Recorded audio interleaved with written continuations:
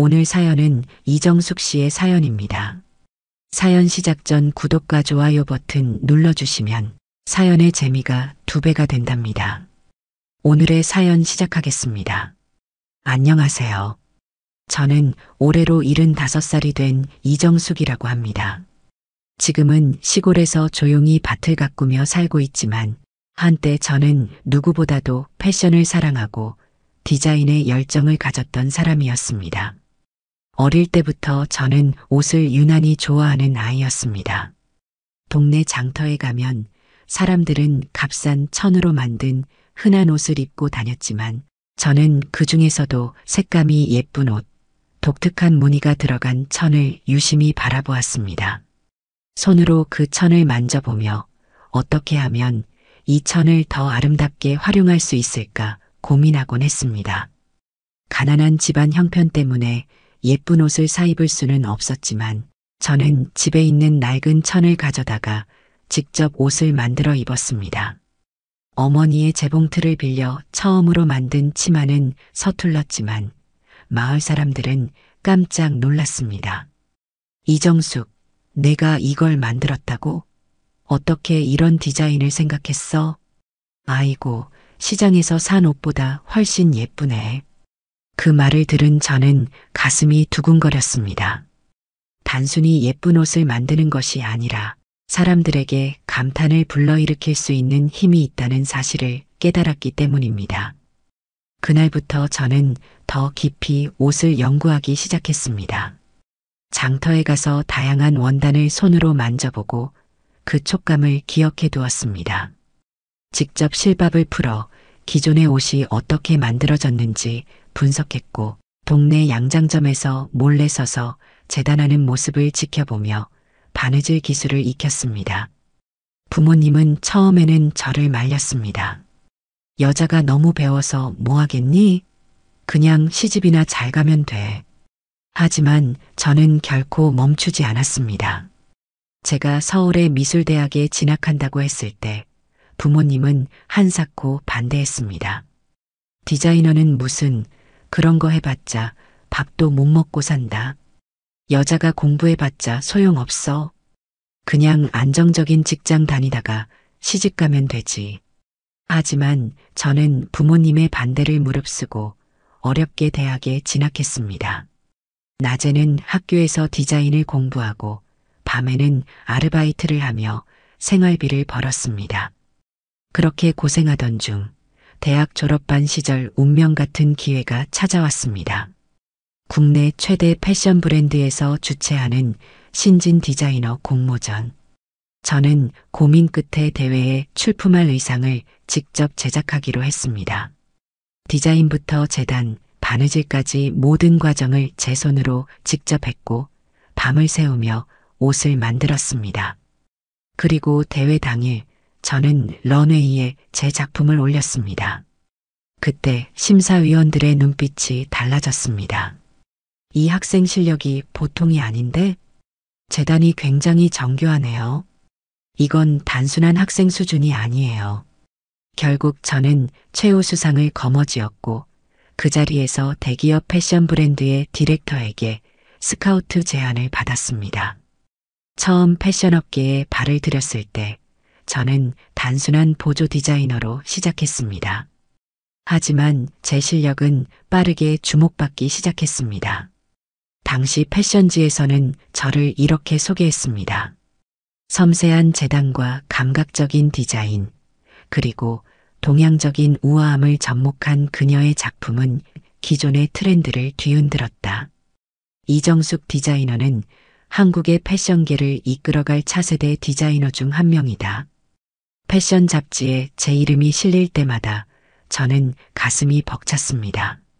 이제는 제 브랜드를 론칭할 날도 머지 않았다고 생각했습니다. 하지만 그때 결혼이라는 변수가 저의 인생을 바꿔놓았습니다. 결혼을 결정했을 때까지만 해도 저는 제 인생이 이렇게 바뀔 줄 몰랐습니다. 사랑하는 사람과 함께한다는 것만으로도 행복할 것 같았고 남편도 처음에는 저의 꿈을 존중해 주는 것처럼 보였습니다.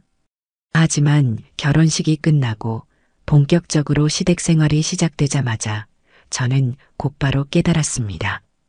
이 집에서 디자이너라는 말은 금기어라는 것을. 결혼 후 저는 남편에게 조심스럽게 말했습니다.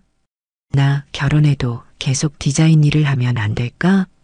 지금 회사에서도 내 브랜드를 론칭하자는 얘기가 나오고 있는데 남편은 처음에는 애매한 미소를 지으며 말했습니다. 그건 나중에 생각해보자. 일단은 시골에서 우리 부모님 모시고 좀 살아야 하잖아. 그 말을 들었을 때 저는 그 나중이 오지 않을 거라는 걸 알았어야 했습니다. 시댁은 저를 마치 가축처럼 부려먹을 계획이라도 세워놓은 듯 했습니다. 결혼한 지 불과 한 달도 되지 않아 시어머니는 본색을 드러냈습니다. 디자인? 그게 뭐야? 우리 집안 며느리가 어디서 그런 허황된 짓을 해? 며느리는 집안 살림이나 하고 시댁 어른들한테 예의나 차리면 돼. 밖에 나돌아다니는 며느리는 상종도 못한다. 그렇게 저는 아침부터 저녁까지 시댁에서 정해준 며느리의 의무를 수행해야 했습니다. 새벽 4시에 눈을 뜨면 제일 먼저 부엌으로 가서 시댁 식구들 밥을 차려야 했습니다. 시어머니, 시아버지, 남편 그리고 시누이들까지 아침상을 차리고 나면 허리가 끊어질 것 같았지만 저는 한 숟가락도 뜨지 못했습니다. 아가, 며느리가 먼저 밥숟갈 올리는 거 아니다. 시어른들 먼저 다 드시고 그 다음에 내가 남은 거 먹는 거야. 남편은 그저 밥을 먹으면서 고개를 끄덕였고 제 편을 들어주기는커녕 아무렇지도 않게 그 말을 받아들였습니다. 그러다가 반찬이라도 부족하면 시어머니는 그 자리에서 젓가락을 던지며 소리를 질렀습니다. 이게 반찬이야? 젓가락이 안 나가네. 당장 다시 해와. 이미 식사를 마친 시아버지가 나직이 말했습니다. 그래도 우리 집에 손재주 좋은 며느리가 들어왔다고 하더니 솜씨는 별로네. 쯧쯧. 시누이들도 맞장구를 쳤습니다. 그러게 오빠가 뭐 유명한 디자이너라길래 얼마나 잘하나 했더니 그냥 밥도 제대로 못하는 촌년이었네. 저는 속이 부글부글 끓었지만 그 자리에서 아무 말도 하지 못했습니다. 이 집에서는 제 존재 자체가 그저 시댁의 허드렛 일을 하는 도구일 뿐이었으니까요. 남편은 처음부터 제가 디자인 일을 하는 걸 탐탁지 않아 했습니다. 하지만 저는 결혼 후에도 최소한 내 손으로 옷을 만들고 싶었습니다. 그러던 어느 날 밤에 몰래 바느질을 하고 있던 제 모습을 본 시어머니는 노발대발하며 소리를 질렀습니다. 이게 지금 뭐 하는 짓이야? 며느리가 시댁에 와서 바느질 같은 걸 하고 있어. 당장 치워. 당황한 저는 손에 들고 있던 바늘과 실을 얼른 내려놓았지만 시어머니는 그것만으로는 성이 차지 않았습니다. 남편 밥 한 끼 제대로 차리는 게 먼저지. 쓸데없이 천이나 만지작거리고 있어. 그리고는 제가 아끼던 원단을 전부 마당으로 내던져 버렸습니다.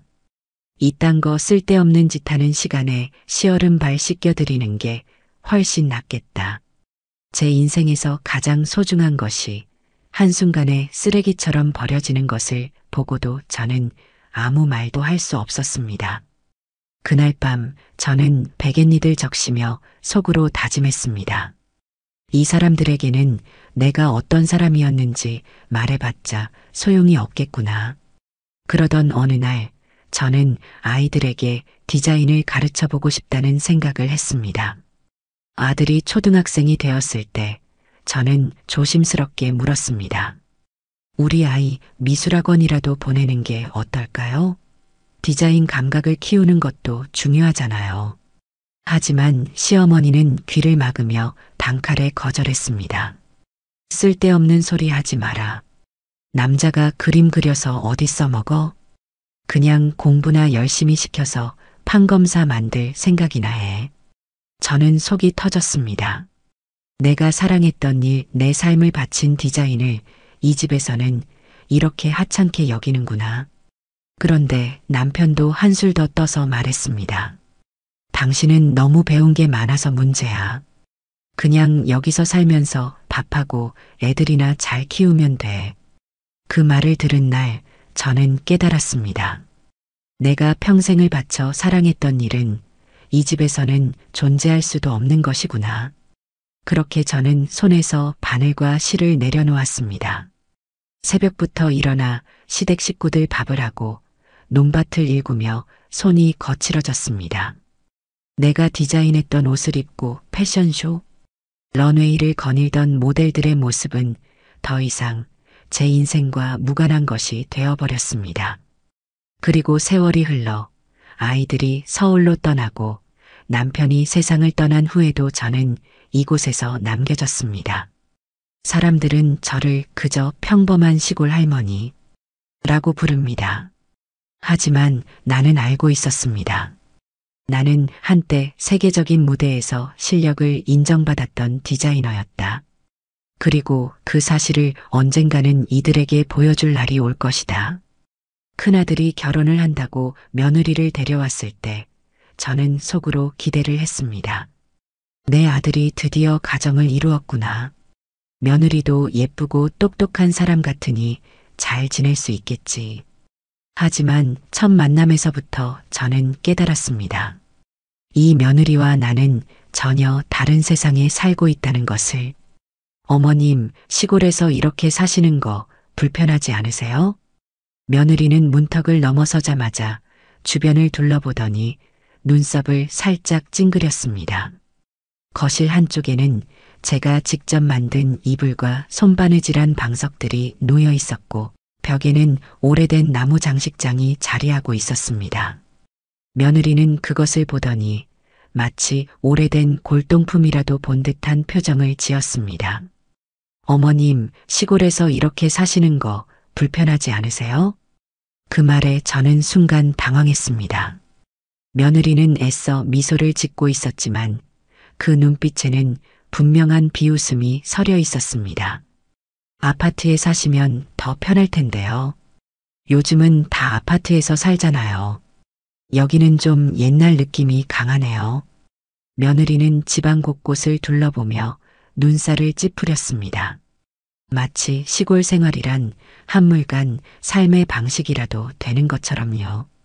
저는 서운한 기분이 들었지만 꾹 참고 말했습니다. 여기서 오래 살아서 그런지 나는 이곳이 편하구나. 하지만 며느리는 피식 웃으며 말했습니다. 어머님도 언젠가는 시대에 맞게 변화하셔야죠. 그 말이 왜 그렇게 불쾌하게 들렸는지 모르겠습니다. 며느리가 처음으로 저를 완전히 무시했던 순간은 바로 제가 직접 만든 옷을 보여줬을 때였습니다. 저는 며느리가 패션 디자이너라는 이야기를 듣고 내심 반가웠습니다. 오랜만에 내 손으로 만든 옷을 누군가에게 보여줄 기회가 생겼으니까요. 그래서 제가 직접 한 땀 한 땀 바느질한 원피스를 꺼내 보여주었습니다. 이거 내가 직접 만든 옷이야. 예전에 이런 디자인을 좋아해서 많이 만들었었지. 하지만 며느리는 옷을 받아들자마자 눈썹을 찌푸렸습니다.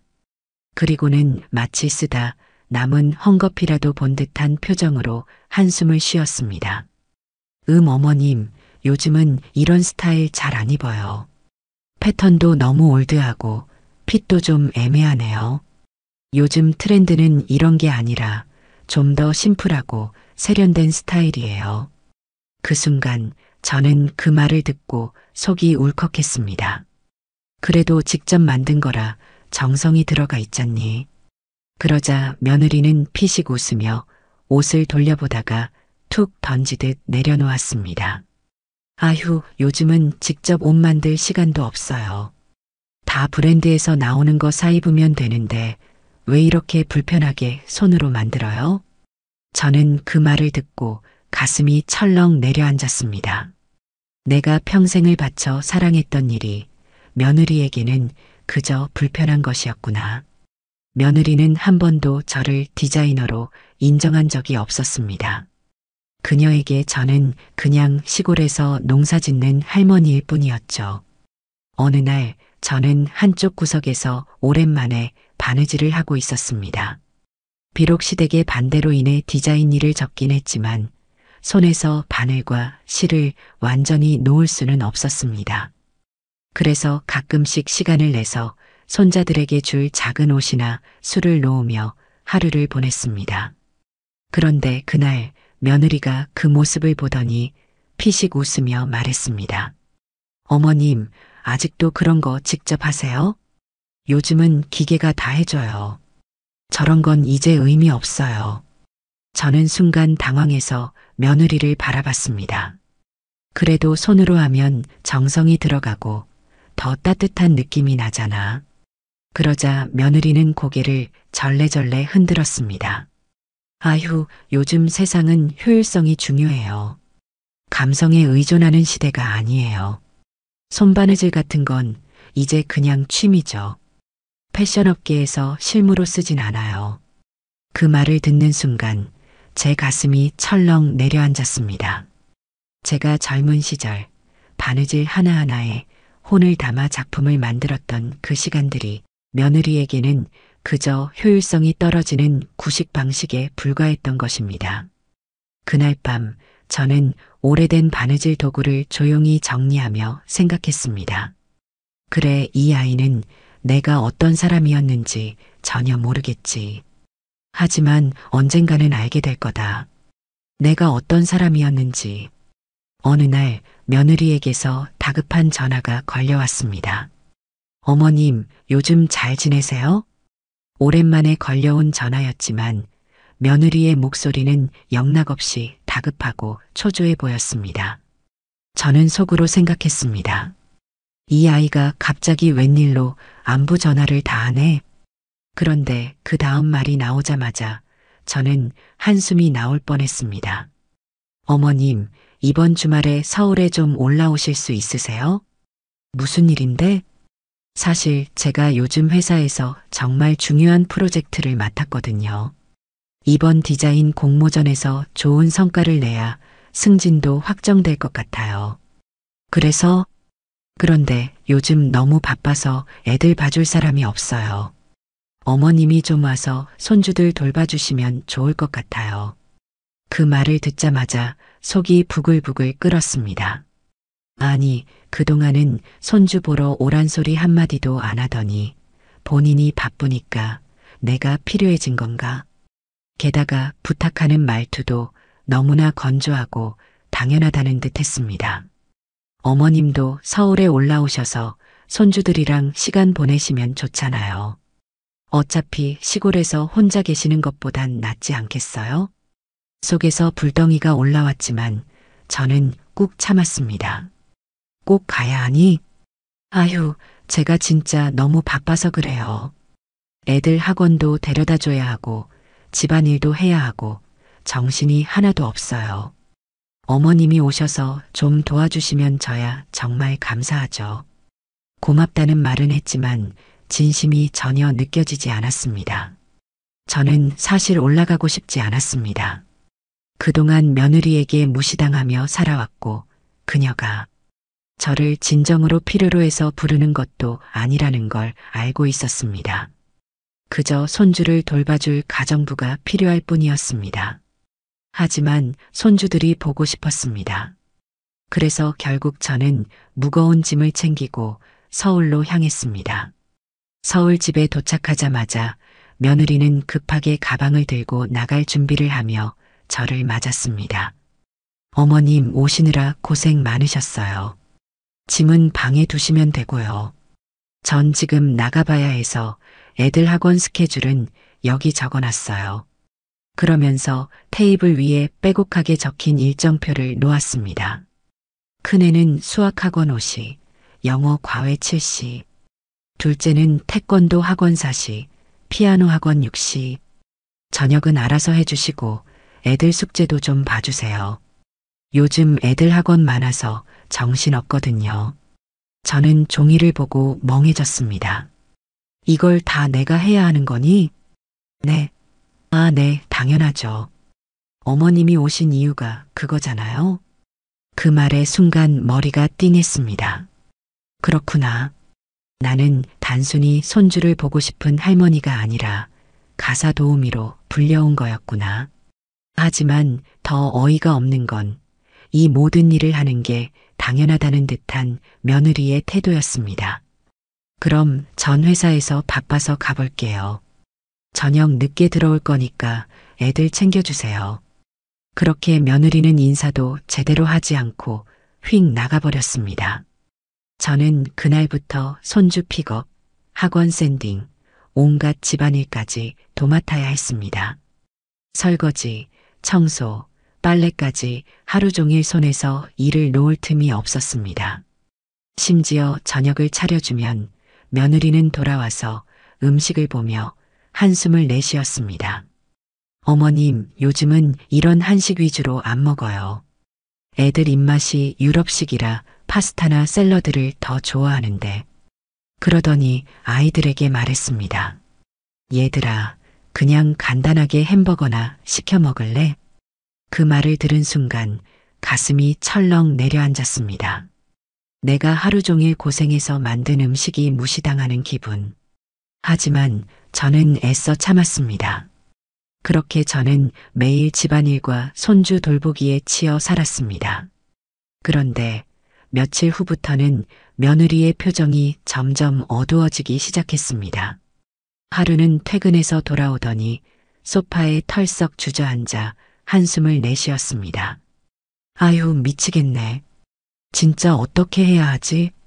저는 조용히 다가가 물었습니다. 무슨 일이니?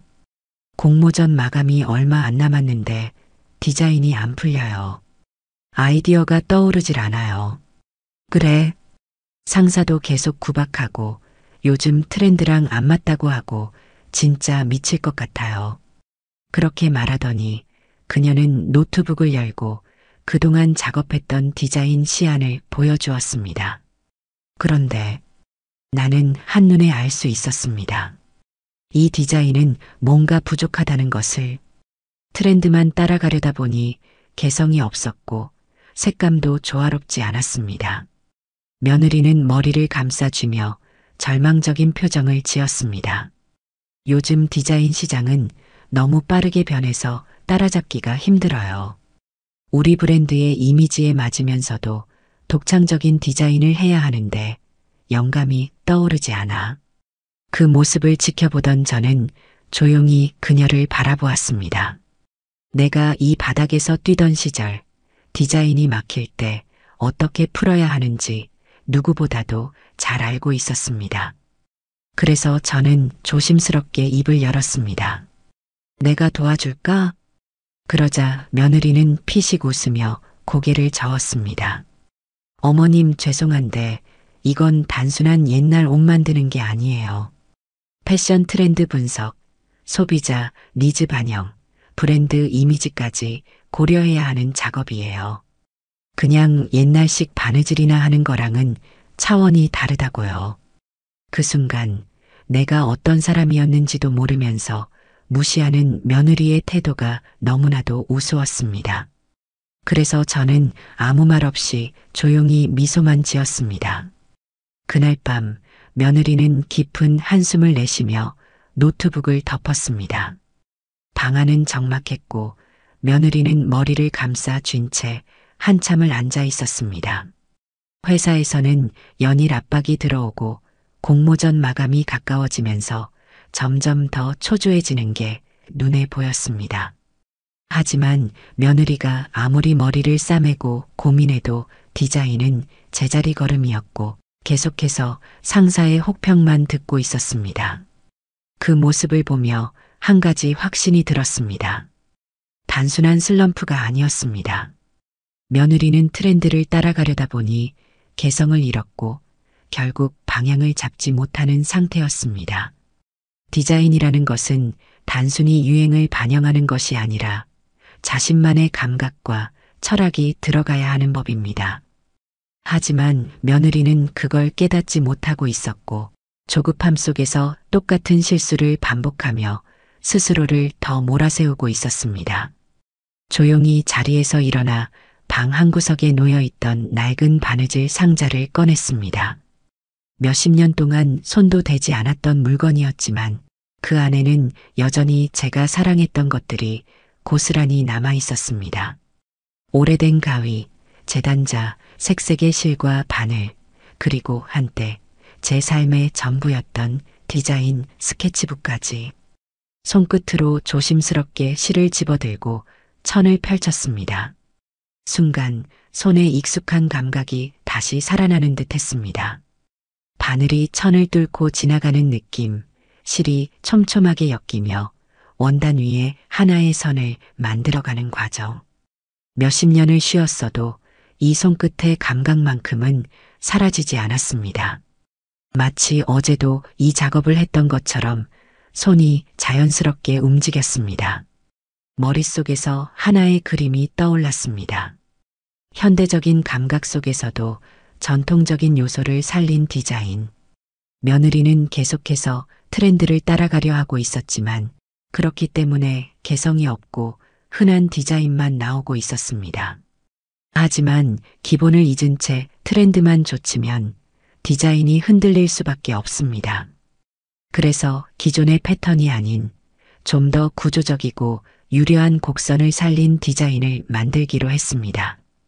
동양적인 실루엣과 현대적인 실루엣을 결합하면 충분히 독창적인 작품이 나올 것이라 확신했습니다. 먼저 천을 펼쳐놓고 재단을 시작했습니다. 서양식 드레스의 실루엣을 참고하면서도 한국 전통복에서 영감을 얻은 곡선을 조화롭게 배치했습니다. 기존의 단순한 패턴 대신 몸을 감싸는 듯한 유려한 라인을 강조하며 세련된 느낌을 살렸습니다. 색감도 기존의 트렌드 컬러가 아닌 빛에 따라 달라 보이는 오묘한 색감을 배합하여 한층 더 고급스러운 분위기를 연출했습니다. 손바느질 특유의 섬세한 마감도 추가했습니다. 기계로는 절대 흉내낼 수 없는 한 땀 한 땀 정성이 들어간 수작업. 바늘이 원단을 지나갈 때마다 마치 시간이 거꾸로 흐르는 것 같았습니다. 예전에 제가 다시 돌아온 듯한 느낌이 들었습니다. 몇 시간이 지났을까 드디어 하나의 작품이 완성되었습니다. 천 위에 놓인 옷을 바라보며 가슴 깊이 묻어두었던 감정이 차오르는 것을 느꼈습니다. 몇십 년 동안 억눌러왔던 감각이 다시 손끝에서 살아나고 있었습니다. 저는 천천히 숨을 들이마셨습니다. 다음 날 아침 며느리는 평소보다 늦게까지 잠을 자고 있었습니다.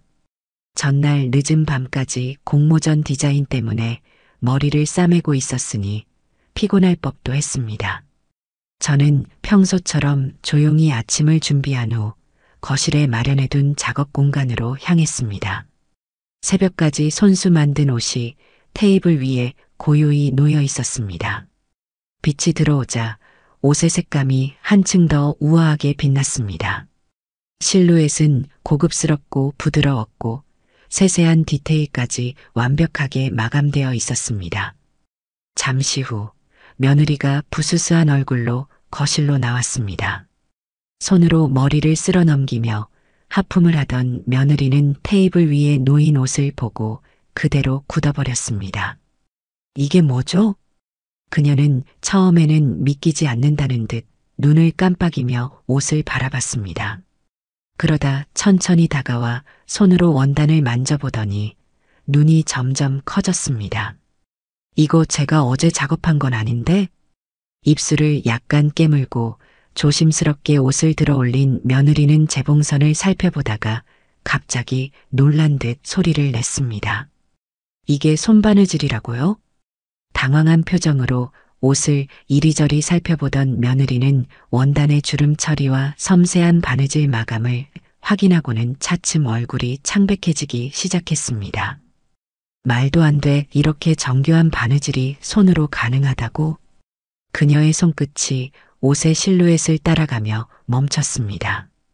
기존의 서양식 디자인과 전통적인 곡선미가 절묘하게 조화를 이루고 있었고 색감은 빛에 따라 부드럽게 변하며 우아한 느낌을 자아내고 있었습니다. 이건 도대체 누가 만든 거죠? 그제야 저를 향해 시선을 돌린 며느리는 마치 무언가 이해할 수 없다는 듯한 표정을 지으며 물었습니다. 저는 조용히 차를 한 모금 마신 후 부드러운 미소를 지으며 말했습니다. 내가 만들었지. 순간 며느리의 얼굴이 굳어졌습니다. 네, 어머님이 이걸 직접 만드셨다고요? 그래. 어젯밤에 한 땀 한 땀 손으로 만들었단다. 며느리는 믿기지 않는다는 듯 다시 옷을 내려다보았습니다. 손가락으로 재봉선을 따라가며 확인해 보지만 아무리 봐도 기계로 만든 것처럼 완벽했습니다. 어머님이 이런 걸 하실 수 있었다고요? 그제야 저는 조용히 입을 열었습니다. 나는 예전에 이 바닥에서 일했던 사람이란다. 네. 한때 유명한 브랜드에서 디자인을 했었고 직접 런웨이에 올릴 옷도 만들었지. 내가 존경한다고 말했던 해외 디자이너들과 함께 일한 적도 있었단다. 며느리의 손끝이 떨렸습니다. 믿기지 않는다는 듯 옷을 다시 내려다보더니 어딘가 얼이 빠진 표정으로 중얼거렸죠. 어머니 거짓말하시는 거죠? 하지만 옷은 거짓말을 하지 않았습니다. 며느리가 그렇게 원하던 완벽한 디자인이 그토록 무시하던 제 손에서 나왔다는 것을 부정하고 싶어 보였죠.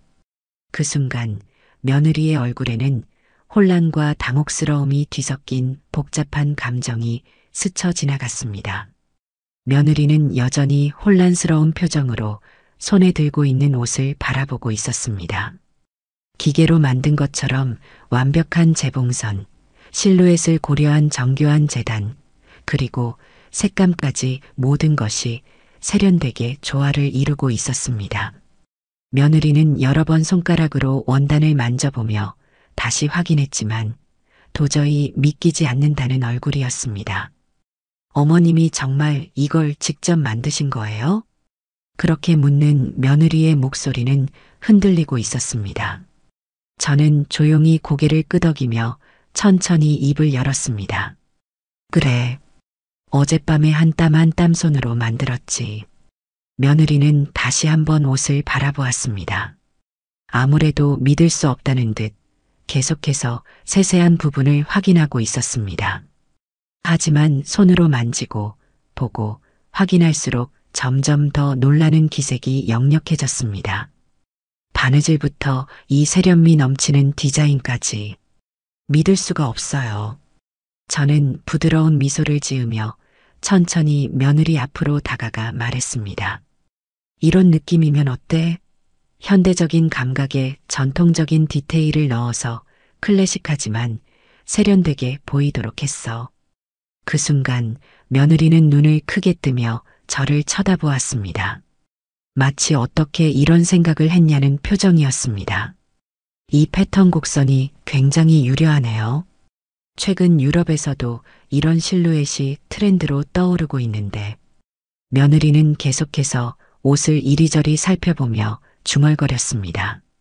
이주름 처리 원단을 어떻게 잡으면 이렇게 자연스럽게 떨어지죠? 그제야 저는 조용히 한마디를 덧붙였습니다. 옷이라는 건 단순히 유행을 따르는 것이 아니라 그 안에 이야기가 있어야 한단다. 아무리 트렌드가 바뀌어도 기본을 잊지 않으면 시간이 지나도 아름다운 디자인이 되지. 며느리는 말없이 제 얼굴을 바라보았습니다. 처음에는 믿지 못하는 표정이었지만 이제는 확신으로 바뀌어가고 있었습니다. 이제야 깨달은 것 같았습니다. 그동안 무시하고 깎아내렸던 시어머니가 사실은 자신이 발버둥 치며 따라잡으려 했던 그 자리에서 이미 한 시대를 풍미했던 사람이었다는 것을. 며느리의 손이 떨렸습니다. 몇 번이나 다시 옷을 살펴보며 생각을 정리하는 듯 하더니 결국 조용히 제 앞에 앉아 무거운 한숨을 내쉬었습니다. 저 정말 바보 같았네요. 그 말에 저는 고개를 갸웃하며 되물었습니다. 무슨 말이니? 그동안 어머님을 너무 함부로 생각했어요. 그냥 시골에서 평범하게 사셨던 분이라고만. 그런데 이렇게 대단한 실력을 갖고 계신 줄도 모르고 제가 감히 어머님을 평가하고 있었네요. 며느리는 진심으로 후회하는 듯한 얼굴이었습니다. 저는 가만히 미소를 지으며 천천히 실을 정리하고 바늘을 내려놓았습니다. 이미 지난 일이야. 다만 이제야 알게 되었다니 다행이구나. 며느리는 한동안 아무 말도 하지 못한 채 옷을 바라보고 있었습니다. 그러다 이내 결심한 듯 고개를 들고 말했습니다. 어머님, 저 도와주실 수 있을까요? 도와달라고? 네.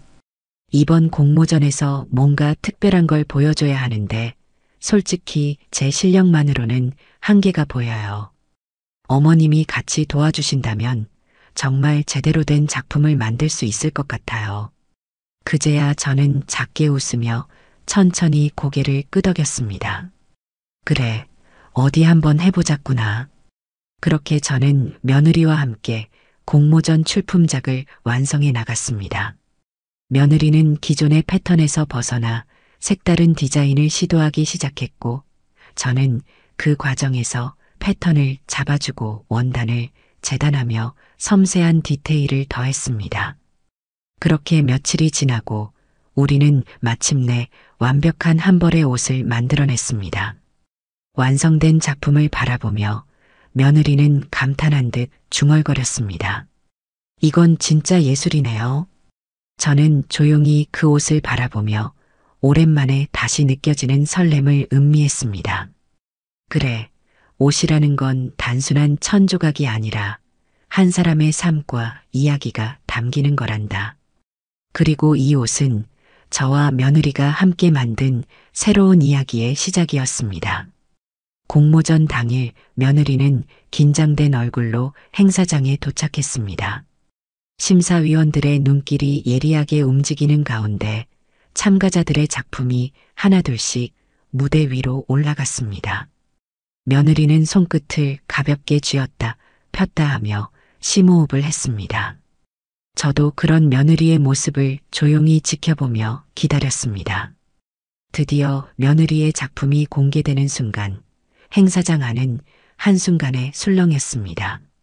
디자인이 공개되자 심사위원들은 하나같이 눈을 빛내며 집중했습니다. 패션업계에서 오랫동안 경험을 쌓아온 사람들도 며느리의 작품을 유심히 살펴보며 감탄하는 모습이 역력했습니다. 색감이 정말 독특하네요. 트렌드를 반영하면서도 전통적인 요소를 잘 녹여냈습니다. 실루엣이 굉장히 우아하고 자연스럽네요. 최근 패션계에서도 보기 힘든 패턴입니다. 이거 기계로 만든 게 아니라 손바느질로 마감된 겁니까? 믿기 어려울 정도로 정교하군요.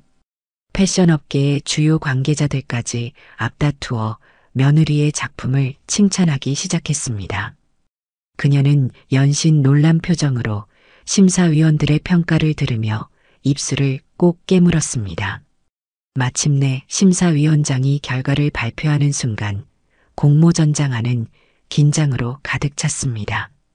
그리고 발표된 1위는 바로 대상은 희망 패션 브랜드의 윤지혜 디자이너의 작품입니다.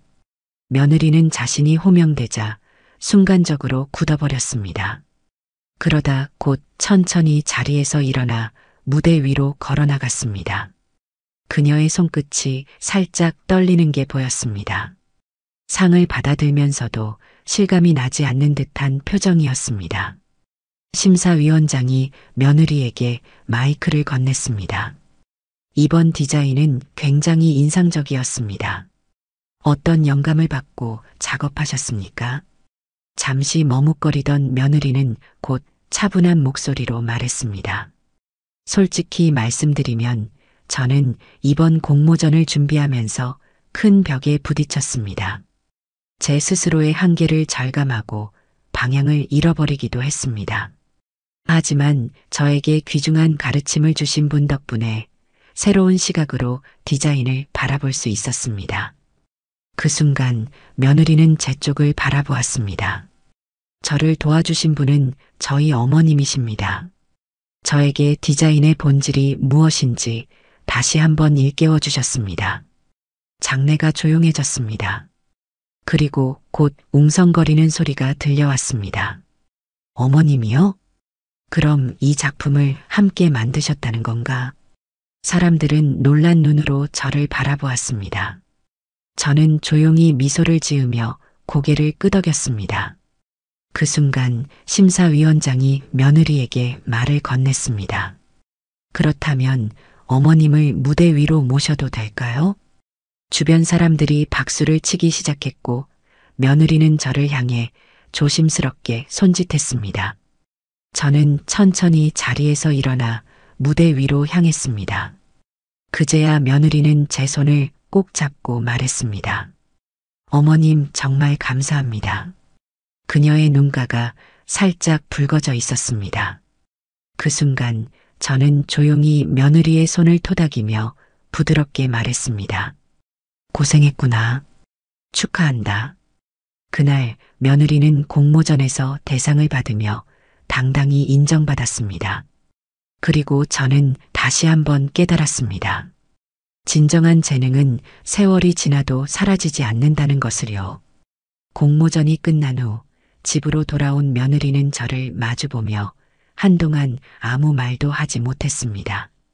평소와는 달리 그녀의 눈빛에는 어딘가 조심스러움과 후회가 뒤섞여 있었습니다. 그러다 이내 깊이 숨을 들이마시고 조용히 고개를 숙였습니다. 어머님, 제가 정말 몰라봤어요. 그녀의 목소리는 떨리고 있었습니다. 그동안 어머님을 그냥 시골에서 오래 사신 분이라고만 생각했어요. 그런데 어머님이 이렇게 대단한 분이셨다니 저는 왜 이제서야 깨닫게 된 걸까요? 곧이어 큰아들도 제 앞에 와서 조심스럽게 입을 열었습니다. 엄마, 나도 정말 미안해. 나는 엄마가 그냥 평범한 할머니라고만 생각했어. 그동안 너무 무시했던 것 같아. 저는 천천히 그들의 얼굴을 바라보았습니다. 오랜 세월 동안 자식들과 며느리에게 무시당하며 살았지만 저는 단 한 번도 제가 보잘것없는 사람이라고 생각한 적이 없었습니다. 다만 그들이 그 사실을 모르고 있었을 뿐입니다. 부드럽게 미소를 지으며 저는 조용히 말했습니다. 이제야 알게 되었구나. 그래도 너무 늦지 않아서 다행이다. 그날 이후 가족들은 눈에 띄게 달라졌습니다. 며느리는 예전처럼 저를 가정부처럼 대하지 않았습니다. 오히려 저를 볼 때마다 조언을 구하기 시작했습니다. 어머님, 이번에 우리 브랜드에서 새로운 컬렉션을 준비하고 있는데 실루엣을 어떻게 잡으면 좋을까요? 이 원단은 어떠세요? 촉감이 부드럽긴 한데 핏이 제대로 살아날지 고민이에요. 예전 같았으면 제 말에 귀 기울이지도 않았을 며느리가 이제는 제 의견을 먼저 묻고 있었습니다. 큰아들도 마찬가지였습니다.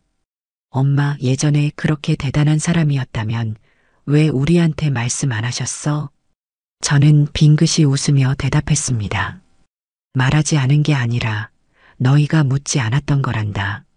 그 말에 큰아들은 머쓱하게 웃으며 고개를 끄덕였습니다. 이제 더 이상 저는 가족들에게 무시당하는 사람이 아니었습니다. 이 집안의 중심이 되었고 모든 가족이 저를 존경하기 시작했습니다. 손끝에서 만들어지는 것은 단순한 옷이 아닙니다. 그것은 세월이 담긴 예술이며 나이와 상관없이 빛날 수 있는 가치입니다. 그리고 저는 그 가치를 증명해냈습니다.